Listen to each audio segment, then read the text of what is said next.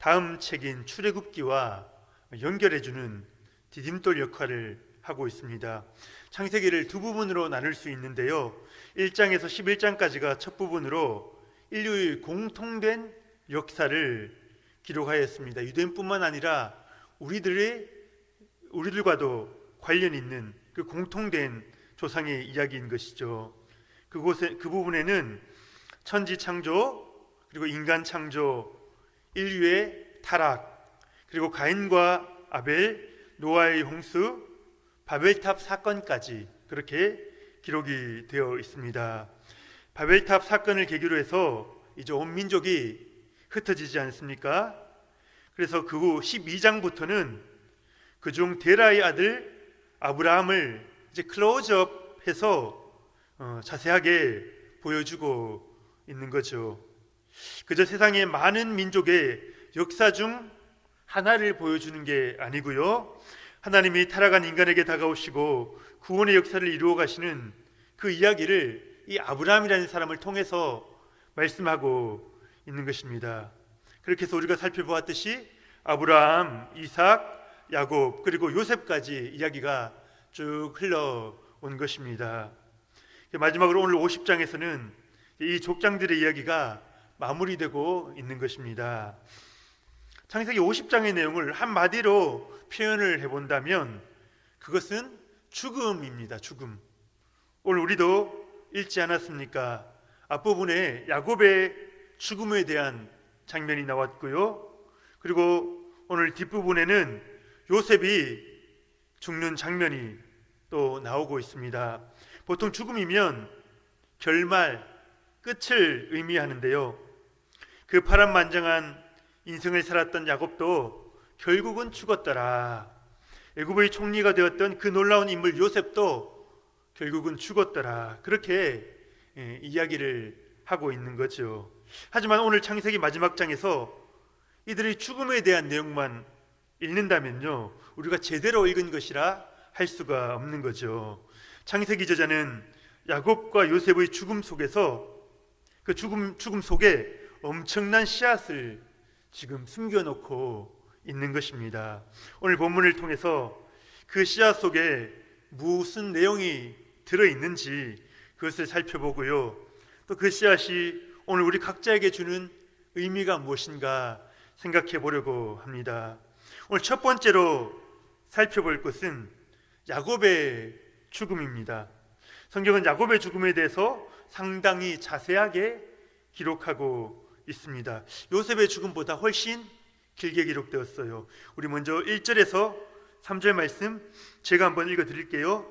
요셉이 그의 아버지 얼굴에 굽으려 울며 입맞추고 그 수종드는 의원에게 명하여 아버지의 몸을 향으로 처리하게 하매 의원이 이스라엘에게 그대로 하되 40일이 걸렸으니 향으로 처리하는 데는 이 날수가 걸림이며 애굽 사람들은 70일 동안 그를 위하여 곡하였더라.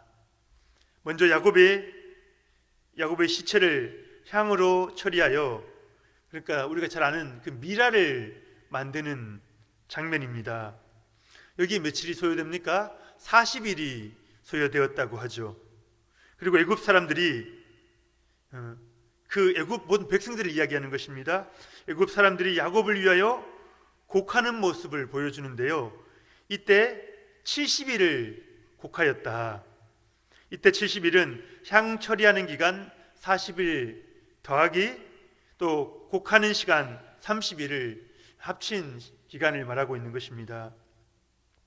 야곱이라는 이 한 사람의 죽음 때문에 온 애굽 사람들이 보낸 시간이 며칠입니까? 총 70일이나 된다고 기록하죠. 2달 하고도 10일이나 되는 상당히 긴 기간입니다. 한 계절이 바뀔 정도가 되는 그런 기간이죠. 야곱의 죽음이 애굽 사람들에게 그만큼 중요했다는 것입니다. 무엇 때문에 야곱의 존재가 그토록 중요했는가, 그 위상이 있었는가 하는 건데요, 요셉이 식량 위기에 처한 이집트 사람들을 온전히 살려내지 않았습니까? 애굽 사람들은 요셉을 신적인 존재로 생각합니다. 신의 뜻을 아는, 꿈을 통해서 신의 뜻을 받는 신의 대리자다 생각하고 있는 거죠. 그러니 그 아버지 야곱에 대한 존경 또한 어마어마했던 것입니다. 창세기 47장을 보면요, 야곱이 처음 바로를 만날 때의 모습 장면인데요, 어떤 표현이 나옵니까? 야곱이 바로를 축복하였다. 누가 누구를 축복합니까? 야곱이 바로를 축복하였다. 이런 기록이 2번이나 반복되고 있는 것입니다. 바로 또한 야곱을 대단한 인물로 여겼다는 거죠. 자신에게 복을 빌어줄 수 있는 존재로 야곱을 여겼다는 것입니다. 그만큼 야곱의 위상이 이 애굽에서 대단했던 것입니다. 애굽 사람들은 야곱이 죽었을 때에 그가 애굽 땅에 묻히길 기대했을 것입니다. 그런데 요셉이 바로에게 이제 부탁을 하는 거죠. 우리 4절에서 6절까지 말씀 한번 같이 읽어볼까요? 4절에서 6절 시작. 국하는 기간이 지남에 요셉이 바로의 궁에 말하여 이르되 내가 너희에게 은혜를 입었으면 원하건대 바로의 귀에 아뢰기를 우리 아버지가 나로 맹세하게 하여 이르되 내가 죽거든 가나안 땅에 내가 파놓은 묘실에 나를 장사하라 하였나니 나로 올라가서 아버지를 장사하게 하소서 내가 다시 오리이다 하라 하였더니 바로가 이르되 그가 내게 시킨 맹세대로 올라가서 내 아버지를 장사하라. 요셉이 야곱의 유언을 기억한 거죠. 우리가 읽지는 않았지만 49장 마지막 부분에서 야곱이 유언하는 장면이 나옵니다. 아브라함이 햇사람에게 돈을 주고 산 그 막벨라 굴에 자신을 장사해 달라는 거죠.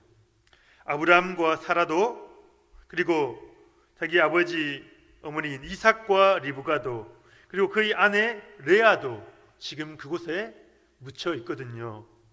야곱이 애굽에서 극진한 대접을 받지 않았겠습니까? 세계 최강대국의 땅에서 미라로 숭배받고 존경받으면 죽어서도 나쁠 게 없지 않겠습니까? 하지만 야곱의 마음속에 무슨 생각이 있냐 하는 것입니다. 하나님의 약속, 그의 평생 그의 삶을 이끌어왔던 그 하나님의 약속이 죽음 앞에 선 그의 마음을 가득 채우고 있었던 것입니다. 하나님께서 내 자손들을 번성케 하실 것이다. 가나안 땅도 너희에게 주실 것이다. 그곳에서 하나님을 섬기는 나라를 이루게 될 것이다. 이 비전이 그의 마음속에 뚜렷했던 것입니다. 히브리서 11장에서 그 모습을 보여주고 있는데요, 11장 8절에서 10절 말씀 제가 한번 읽어드리겠습니다. 믿음으로 아브라함은 부르심을 받았을 때에 순종하여 장래의 유업으로 받을 땅에 나아갈새 갈 바를 알지 못하고 나아갔으며 믿음으로 그가 이방의 땅에 있는 것 같이 약속의 땅에 거류하여 동일한 약속을 유업으로 함께 받은 이삭 및 야곱과 더불어 장막에 거하였으니 이는 그가 하나님이 계획하시고 지으실 터가 있는 성을 바랐습니다. 아멘. 히브리서 기자가 아브라함과 이삭과 야곱의 믿음을 평가하고 있지 않습니까? 그들이 약속의 땅에서 장막에 살면서 나그네로 살았단 말이죠. 애굽에서 한 자리를 차지하고 미라로 숭배받으면서 사는 것이 아니라 나그네로 살았다는 것입니다. 그렇게 살 수 있었던 이유가 무엇입니까? 하나님이 그들을 위해 지어주실 거처가 있다. 하나님의 약속의 땅이 우리에게 남아있다라는 사실을 굳게 믿었던 것입니다. 아브라함과 이삭과 야곱의 삶에 있어서 그 신앙의 핵심이 무엇인가, 우리가 그것을 봐야 하지 않겠습니까?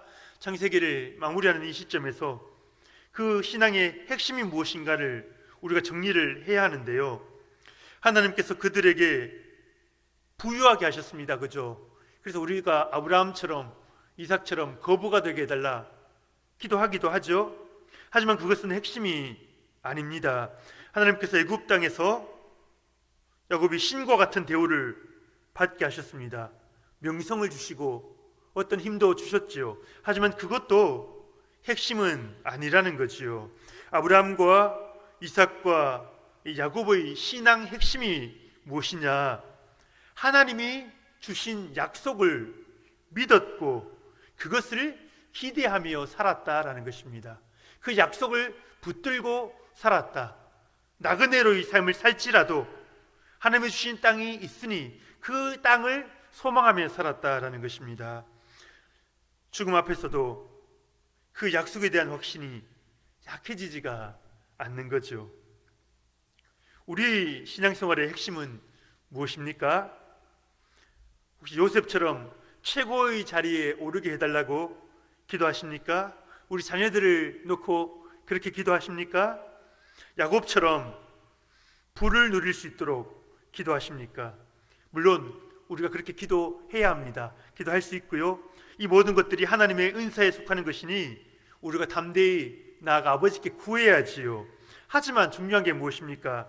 이 믿음의 족장들이 보여주는 것은요, 어떠한 상황 가운데서도 하나님의 약속을 붙들어라. 그것이 신앙이다.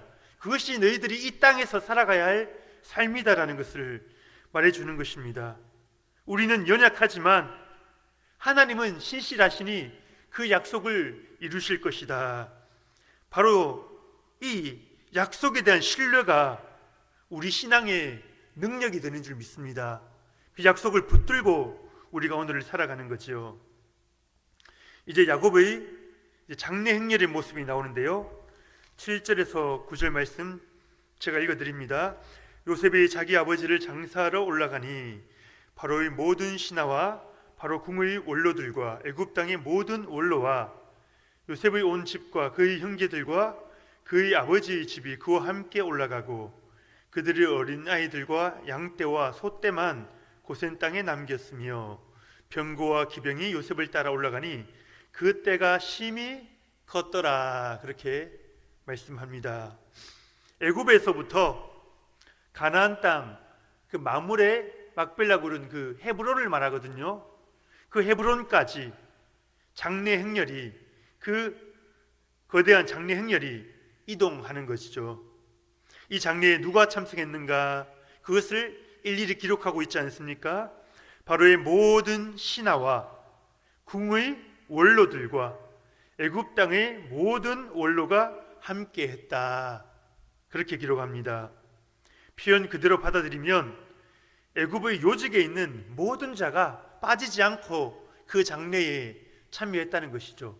그저 애굽에서의 어떤 의식에만 참여한 게 아니라 그 가나안 땅까지 그 장래 행렬에 동참했다는 것입니다. 궁의 지도자들로부터 시작해서 지방 도시의 지도자들까지 모두 동참한 엄청난 일이었죠. 이것은 단순한 장례식이 아니라요, 이집트 국가 전체의 엄청난 행사였습니다. 2달 10일 동안 지금 곡을 하지 않았습니까? 이제 또 수일에 걸쳐서 장례 행렬이 그 요직의 사람들 모두가 함께 움직이고 있는 것이죠. 요셉의 온 집과 형님들의 온 집안 사람들도 당연히 함께 하겠죠. 어린 아이들과 양떼와 소떼만 남겼다. 그리고 성인들은 빠짐없이 모두 그 장례에 참여했던 것입니다. 그뿐 아니고 병고와 기병이 그들을 호위합니다.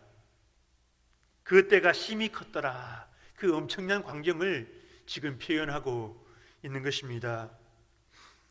하나님께서 이 야곱의 장례식을 어떻게 사용하고 계시는가, 우리가 그것을 볼 수 있어야 하는데요, 야곱은 가나안에 묻힐 것이라 이미 공표를 하지 않았습니까? 가나안 땅을 향한 그 야곱의 열정이 지금 이 장례 행렬의 모습에 그대로 나타나 있는 것이죠. 애굽 사람들은 가나안을 그 장례 행렬로 가나안을 오르내리면서 생각했을 것입니다. 이스라엘 자손은 우리와 같은 자손이 아니구나. 그들은 뭔가 특별한 민족이야.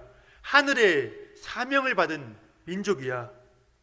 애굽이 저들의 영원한 거처가 아니라는 것을 그들이 그때부터 인식하는 것이죠. 요셉과 형님들의 그 집안 사람들은 무슨 생각을 했을까요? 우리는 애굽 땅에 살지만, 우리는 당장은 이 고센 땅에 살지만 우리 아버지 야곱은 어디에 묻혀 있다? 저 가나안 땅에 묻혀 있다. 그것을 기억하는 것입니다. 이곳이 우리의 영원한 거처가 아니다. 그것을 생각하게 하는 것입니다. 야곱의 장래 행렬은요, 400년 후에 벌어질 출애굽의 예고편과도 같습니다. 야곱의 장래 행렬보다 훨씬 더 큰 그 200만 명이 넘는 그 무리가 이 똑같은 코스를 밟게 되거든요. 장례 때 그 고센 땅을 지켰던 어린아이들 있지 않습니까? 이 아이들은 대부분 애굽에서 태어났습니다. 요셉과 그 형제들이 그 장례를 마치고 돌아왔을 때에 이 자녀들이 질문을 했을 것입니다. 아버지, 우리 할아버지 장례식에 이집트 사람들이 모두 참석을 하고 있네요. 우리 할아버지가 그렇게 대단한 분이십니까? 그런 질문도 했을 거고요. 또 다른 아이가 묻습니다. 할아버지는 우리와 이곳에 사셨는데 왜 저 멀리 가나안 땅에 묻히시는 것입니까? 그때 이들이 대답을 해 주었을 것입니다. 이 땅, 이 고센 땅은 우리가 영원히 살 곳이 아니다. 우리에게는 하나님이 약속하신 땅이 있다. 언젠가 우리는 그곳으로 가게 될 것이다. 죽음을 통해서 신앙이 이렇게 전수가 되고 있는 것입니다. 우리 성도님들, 여러분의 죽음으로 자손들에게 신앙교육을 할 수 있도록 준비되는 인생이 되시기를 축복합니다. 오늘 두 번째로 살펴볼 것은 이번에는 요셉의 죽음입니다. 요셉의 죽음과 야곱의 죽음이 지금 같은 장에 기록되어 있죠. 그런데 야곱과 요셉의 나이 차이를 계산해 보면 91세, 나이 차이가 그렇게 많습니다. 91세에 이제 요셉을 낳았다는 거죠. 그러니까 야곱이 죽은 뒤 50년 정도 후에야 요셉이 죽는다는 그 계산이 나오게 됩니다. 둘 사이에 상당한 기간이 있죠. 하지만 죽음이 끝이 아니다. 지금 죽음으로 교훈하기 위해서 창세기 저자는 이 두 개의 죽음을 연속적으로 한 장에 배치하고 있는 것입니다. 야곱의 장래 행렬을 출애굽의 예고편이다, 그렇게 말씀을 드렸는데요. 요셉의 죽음은 창세기를 출애굽과 직접적으로 연결해주는 두 개의 모티브를 가지고 있습니다. 먼저 24절 말씀인데요, 우리 24절 말씀 함께 보겠습니다. 시작. 요셉이 그의 형제들에게 이르되 나는 죽을 것이나 하나님이 당신들을 돌보시고 당신들을 이 땅에 인도하여 내사 아브라함과 이삭과 야곱에게 맹세하신 땅에 이르게 하시리라 하고, 하나님께서 당신들을 돌보실 것이다, 이 부분인데요. 요셉이 형들에게 지금 유언을 하는 이 장면의 핵심이 뭐냐? 나는 죽을 것이나 하나님이 당신들을 돌볼 것이다. 왜 이 이야기를 합니까? 아버지 야곱이 죽은 뒤 우리가 오늘 본문 읽지 않은 그 사이에 있는 부분인데요.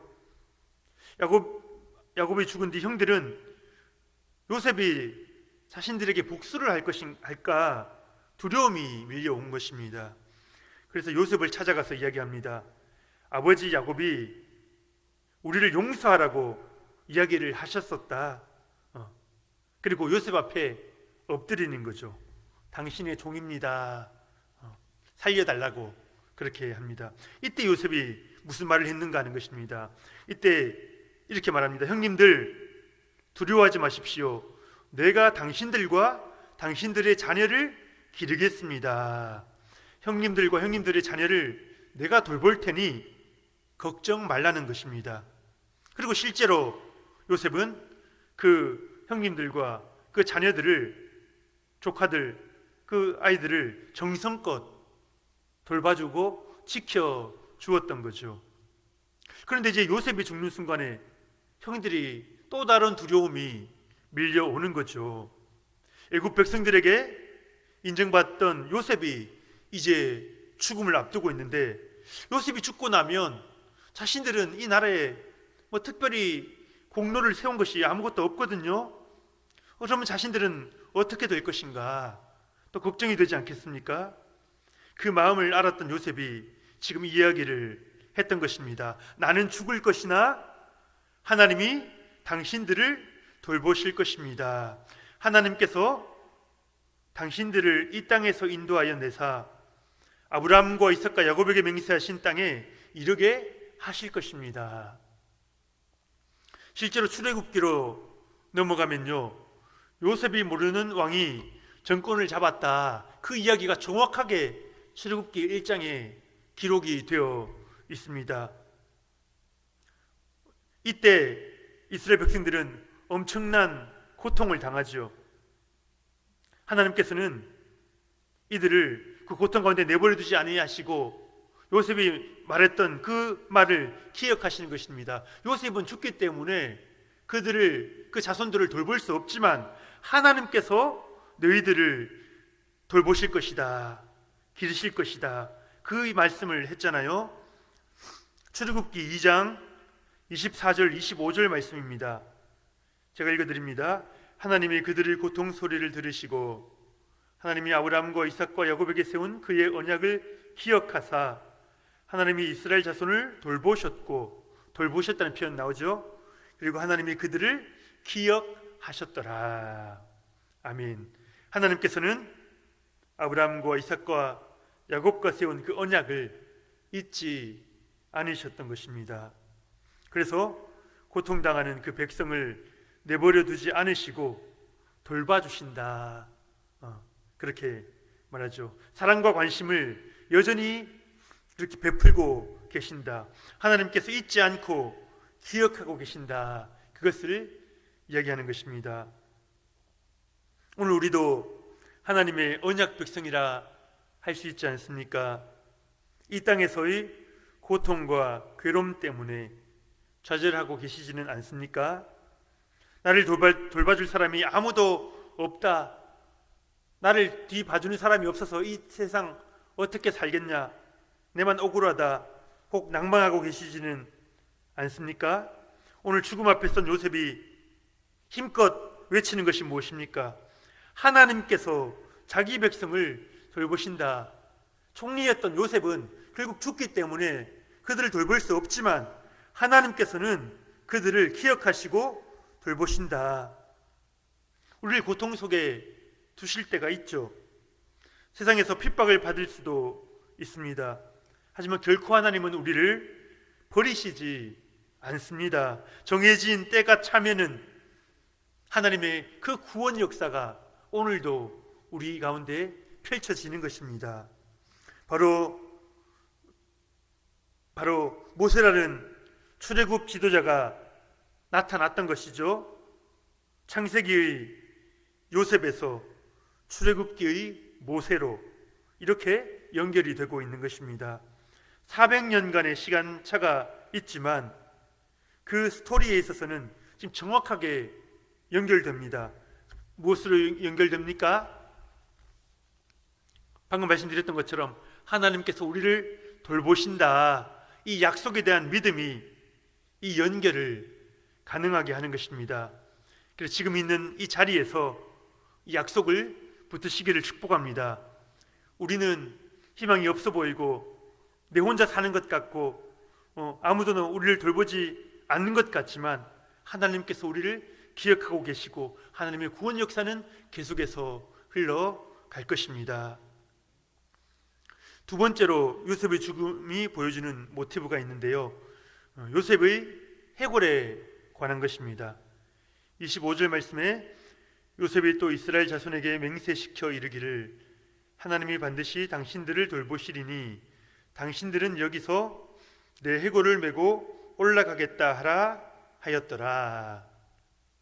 죽음을 마주한 요셉은 이스라엘 자손들에게 지금 맹세를 시키고 있는데요. 무슨 내용입니까? 내가 죽으면 내 살은 썩지만 내 해골, 내 뼈는 메고 그 가나안 땅으로 가져가라는 것입니다. 요셉은 이 땅에서 애굽의 총리로 죽지만 그는 믿음의 눈으로 약속의 땅을 지금 바라보고 있는 것입니다. 아버지 야곱이 50년 전에 가나안 땅에 묻혔거든요. 하나님이 우리 백성을 가나안으로 이끄실 그때가 반드시 올 것인데 그때 내 해골을 가지고 올라가라는 것입니다. 이곳 애굽 땅에 내 뼈를 묻지 않겠다는 것입니다. 하나님의 땅을 소망하며 나그네로 살겠다는 선언이지요. 이 땅의 총리로 살았지만 이 땅에 소속된 자는 아니다. 그것을 선언하고 있는 것입니다. 유언은 이렇게 하는 것입니다. 혹시 유언은 어떻게 할까? 미리 한번 적어보신 분 계십니까? 재산을 어떻게 나누라, 싸우지 말고 사이좋게 지내라, 이것들도 엄청 중요한 내용이지요. 하지만 더 중요한 것이 무엇입니까? 여러분들 유언의 핵심이 되어야 할 부분이 무엇입니까? 내가 무엇을 믿고 있는가? 내가 무엇을 믿고 살아왔는가? 내가 어디에 속한 자인가? 그것을 마지막으로 자녀들에게 선포해야 하는 것입니다. 이 땅에 뼈를 묻지 말라. 약속의 땅을 소망하자. 그것을 이야기해 줄 수 있어야 되는 거죠. 결국 요셉의 유언은 그대로 이루어집니다. 출애굽기랑 그대로 연결되죠. 출애굽기 13장 18절 19절인데요. 그러므로 하나님이 홍해의 광야길로 돌려 백성을 인도하시매 이스라엘 자손이 애굽 땅에서 대회를 지어 나올 때에 모세가 요셉의 유고를 가졌으니 이는 요셉이 이스라엘 자손으로 단단히 맹세하게 하여 이르기를 하나님이 반드시 너희를 찾아오시리니 너희는 내 유고를 여기서 가지고 나가라 하였음이더라. 지금 출애굽 지도자 모세가 누구의 유고를 가지고 있습니까? 요셉의 유고를 가지고 나오고 있는 거죠. 너무나 중요한 상징적인 의미가 있는 것입니다. 창세기와 출애굽기, 그 하나님의 구원 역사가 완벽하게 연결되고 있는 것입니다. 여러분들 상상이 가십니까? 400년 전에 한 유언입니다. 40년 전도 아니고요. 400년 전에 한 유언이 400년이 지나서 정확하게 이루어지고 있는 것입니다.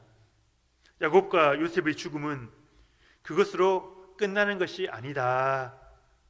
하나님의 놀라운 구원 역사를 예고하고 있다. 너희들에게 희망이 있다. 너희들에게 약속이 있다. 오늘 그것을 이야기하고 있는 것입니다. 이제 말씀을 마무리하려고 합니다. 우리가 가장 두려울 때가 언제입니까? 우리가 죽고 우리 존재 가치가 묻힐 때에, 그때를 생각하면 두렵지요. 하지만 우리는 하나님의 영원한 계획 속에 이미 들어왔습니다. 우리는 영원에 잇대어 영원을 살아가는 존재가 된 것입니다. 우리는 이 땅에 갇힌 존재가 아니라, 죽음에 갇힌 존재가 아니라 영원을 누리는 자들이 된 것입니다. 그래서 우리는 두려워할 게 없고요. 나의 사명을 잘 완수하고 내게 주어진 그 트랙을 열심히 달려서 다음 타자에게 바통을 넘겨주고 가면 되는 것입니다. 함께 그 우승을 승리할 때를 꿈꾸며 그렇게 나가면 되는 것이죠. 우리의 다음 타자는 우리의 자녀들 아닙니까? 우리 교회의 다음 세대들 아닙니까? 그들에게 우리가 선포할 수 있기를 축복합니다. 나는 죽지만 나는 더 이상 너를 도울 수 없지만 하나님께서 너희들을 돌보실 것이다. 하나님께서 반드시 너희를 찾아오실 것이다. 너희가 힘들 때에, 어려울 때에, 두려워하고 있는 그때에 너희를 찾아오실 것이다. 하나님께서 우리에게 주셨던 약속들이 너희들을 통하여 이루어질 것이다. 이것을 선포할 수 있는 저와 여러분 되시기를 축복합니다. 야곱과 요셉처럼 죽음 가운데서도 소망을 선포하며 나가시는 우리 모든 성도님들 되시기를 예수님 이름으로 축복합니다.